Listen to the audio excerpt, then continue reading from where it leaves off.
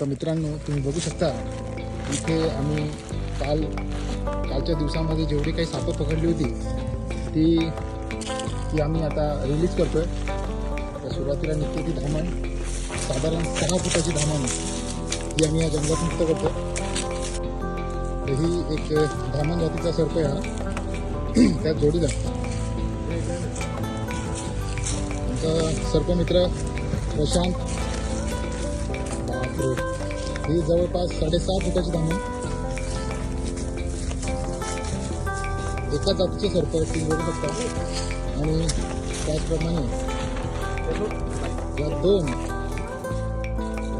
total 4 Dhamani